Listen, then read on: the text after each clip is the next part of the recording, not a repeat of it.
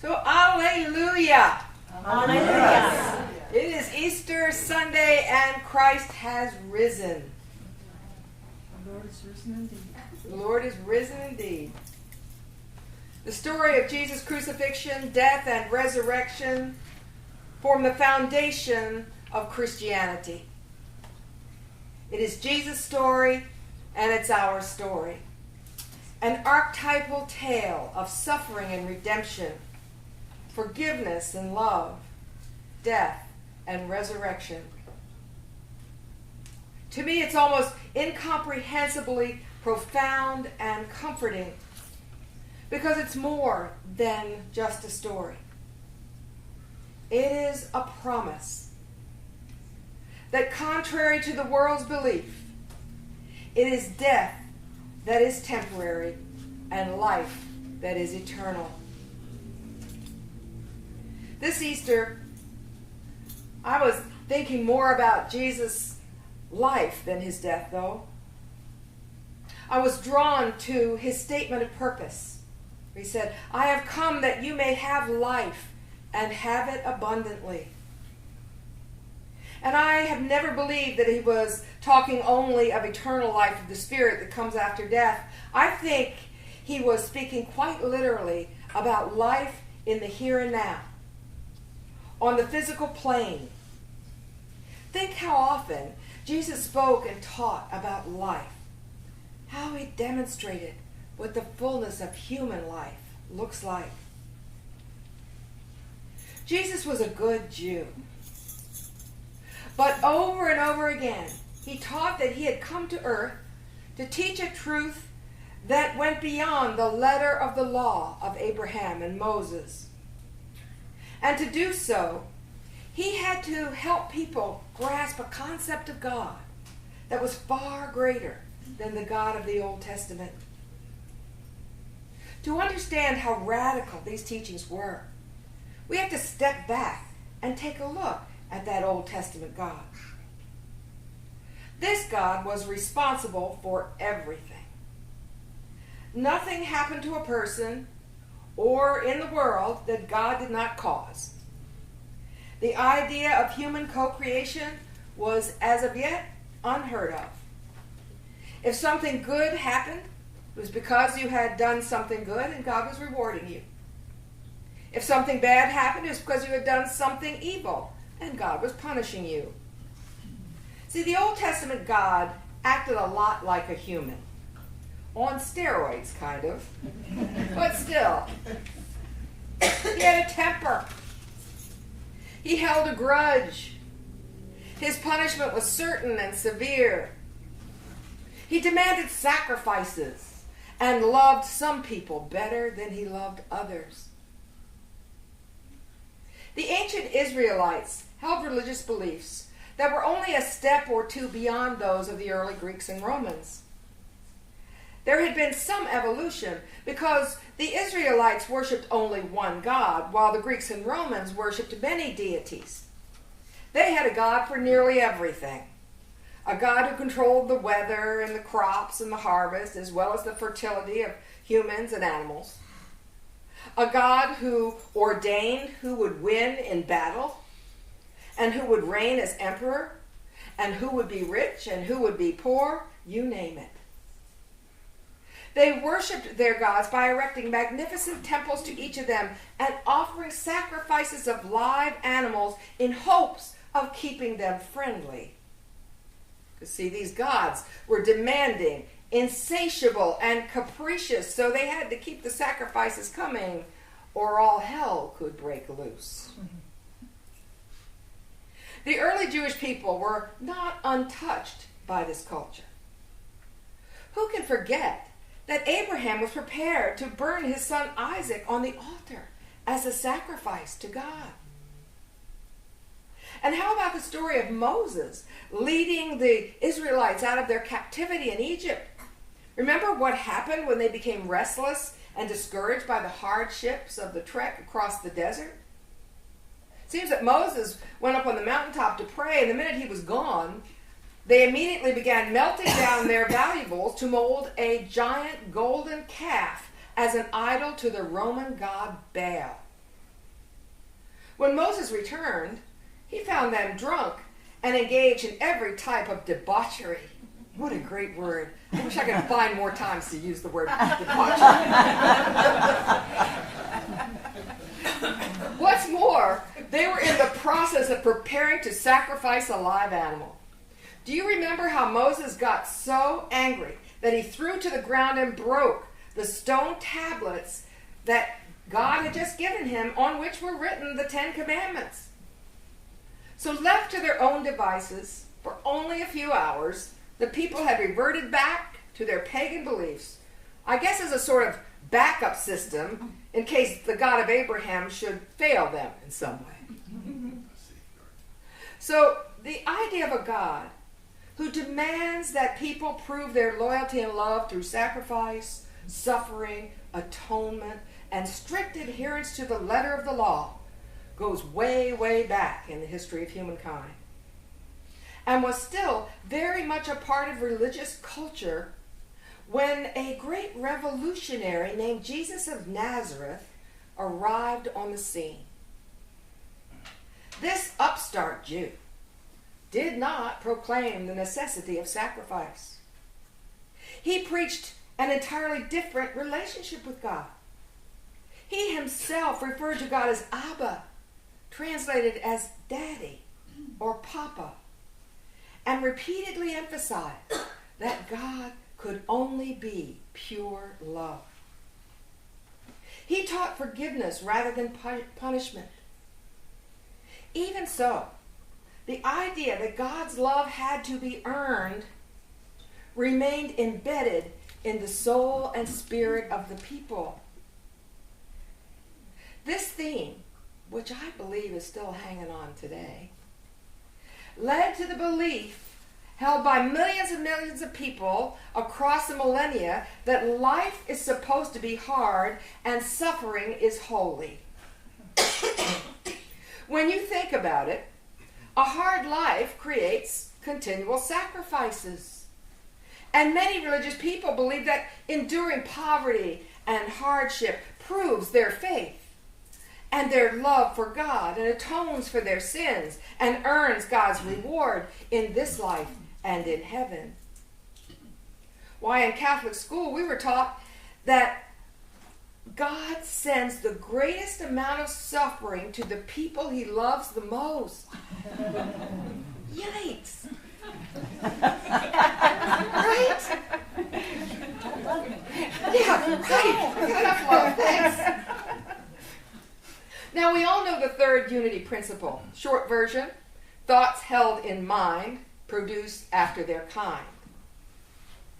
If consciously, or more likely unconsciously, we are holding the idea that life is hard and that there is something noble about suffering, what do you suppose we're going to create?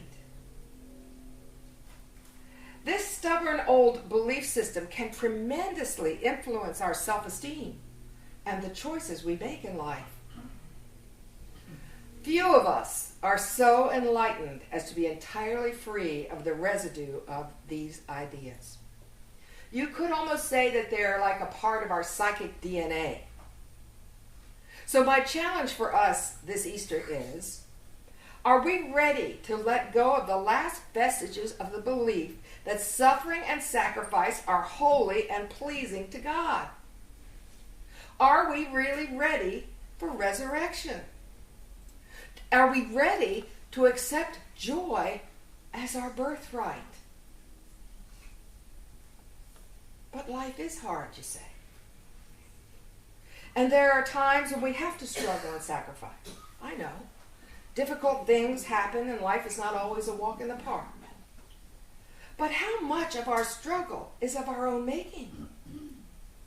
Do we even believe that a life of joy is possible?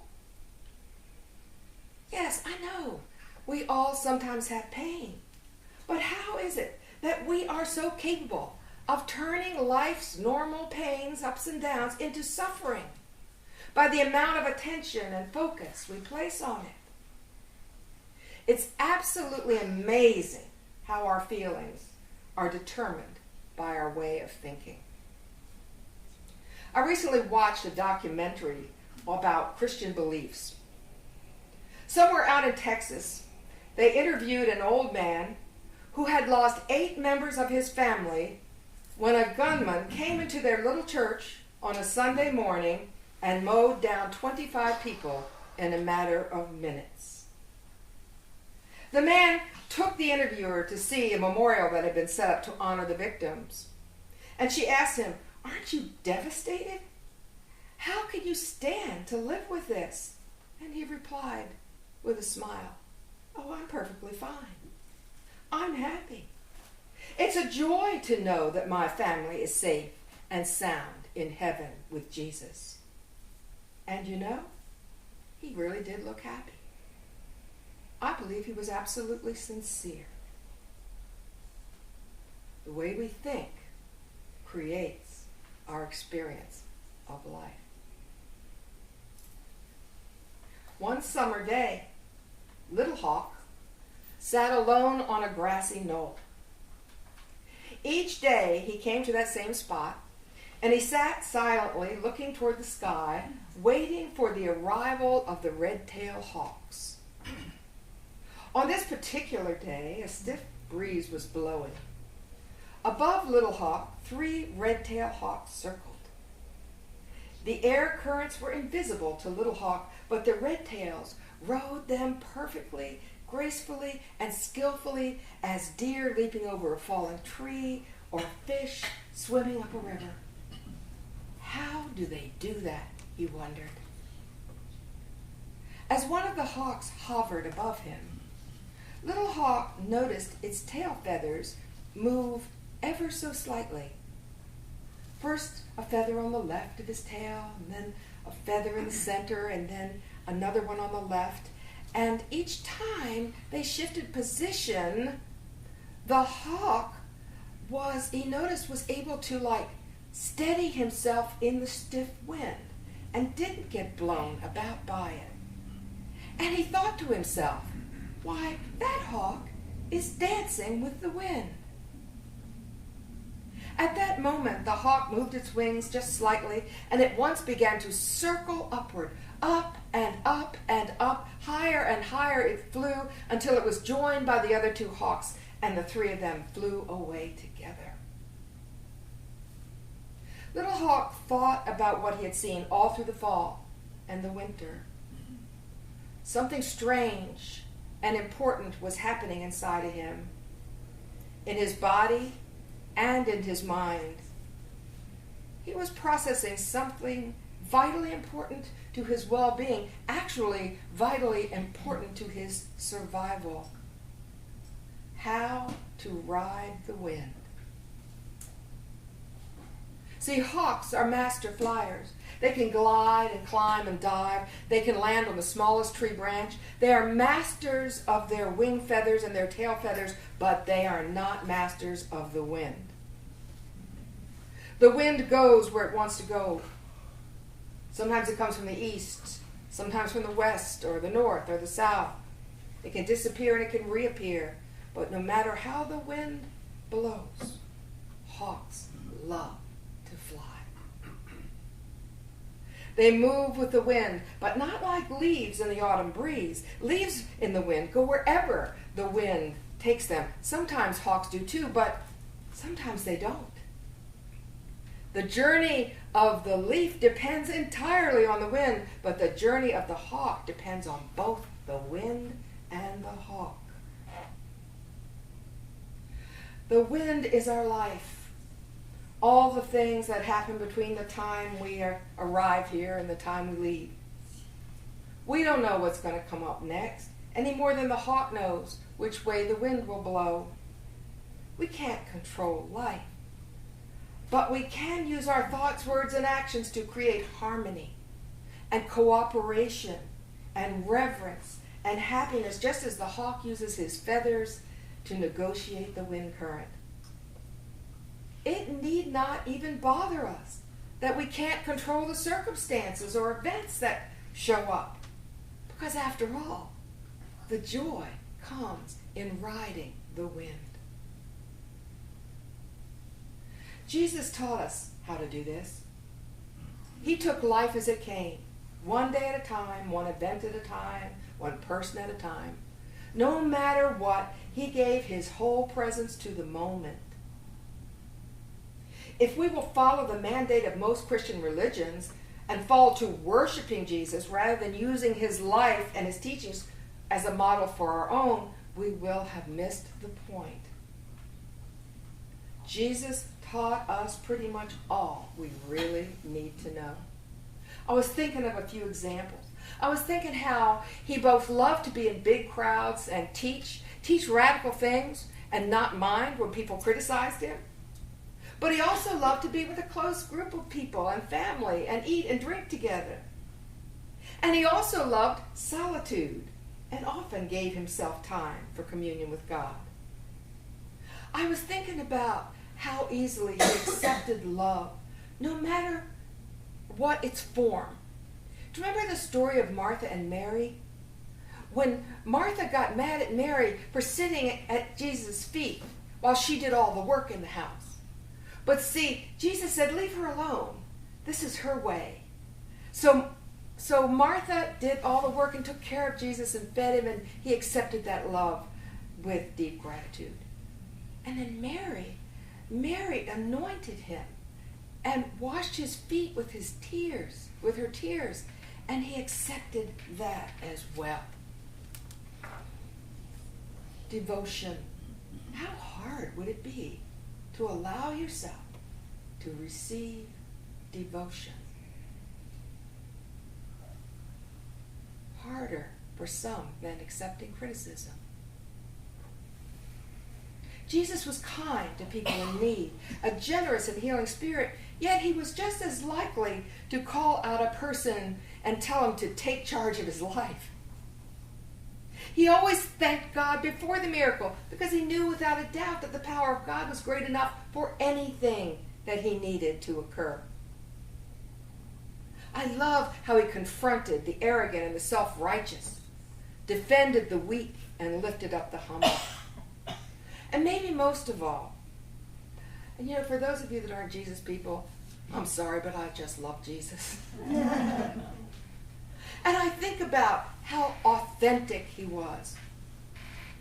Throughout the Gospels are stories of Jesus feeling grief and sadness and pain and frustration and anger and power and vulnerability and awe and happiness and gratitude and joy and love. All the human emotions. Jesus expressed them all. The New Testament tells us story after story, archetypal stories, about a man who lived life to the hilt, who lived without pretense, who trusted his heart and intuition, who prayed and played and loved with his whole heart.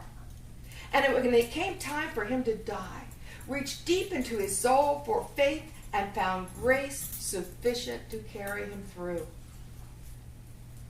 Wouldn't it be great if we could learn to ride the wind this way? Take life as it comes and learn to recognize the possibility for beauty and joy in every experience. Reminds me of a little story my friend Larry told me about the time he'd met this beautiful woman, and he had invited her out to dinner on a first date, and he really wanted to make a good impression. So he took her to a very, very nice restaurant in town. Almost as soon as they were seated, he noticed that in the booth behind them was a young couple with 2 young children, boys, about 6 or 7, both with pretty loud, raucous voices. And Larry said he felt himself stiffen, thinking the presence of that couple of noisy kids was certainly going to spoil the ambiance of the romantic evening he had planned. His thoughts went something like, oh no, what are they doing bringing those kids to a restaurant like this on a Saturday evening at 8 o'clock? Then he and his date overheard this little exchange. First kid, why did the girl blush when she opened the refrigerator door? Second kid, because she saw the salad dressing.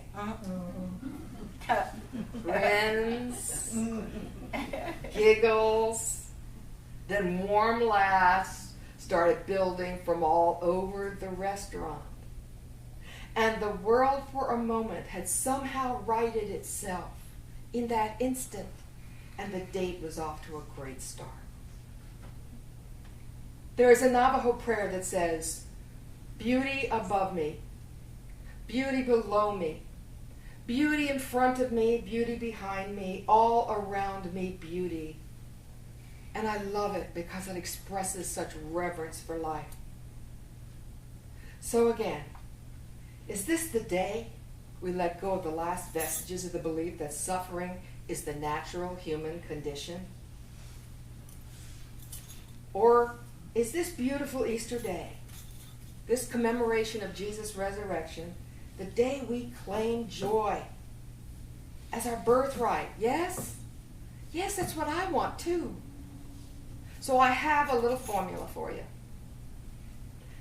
This afternoon or evening, let's all go wherever we're going, restaurant or home or with friends or just family or whoever, and let's raise a glass and call out the words L'chaim, Hebrew, which means to life. The beauty of it all, the ups and the downs, the losses and the abundance, the sweet and the bittersweet. Let's toast the past, L'chaim, and tell ourselves, well done. And then let's raise our glasses yet again and toast the future, L'chaim, and affirm the best is yet to come. And then one more time, lift our glasses and make the greatest of all toasts, L'chaim, to life as it is, right here, right now, in this moment, and affirm with all our hearts, God is and all is well. Now by then, depending on what's in the glass, you could be a little tipsy. I don't think that would hurt a thing either. So may you be filled with the joy of living and continue to experience the abundance of life that is God's intention for all of us. And may you always remember the wisdom of the hawk, who does not try to control the wind, but who rides the wind and flies for the sheer love of flying. And if you're sharing a celebration meal with friends and family day, I want to end with a little bit of advice that I learned from my grandson, Sean, now in college. He gave me this when he was about 6 years old, and he said to me, and we were having dinner, Easter, "You know what, Grandma?" he said. "You should never trust your dog to watch your food." Happy Easter to all.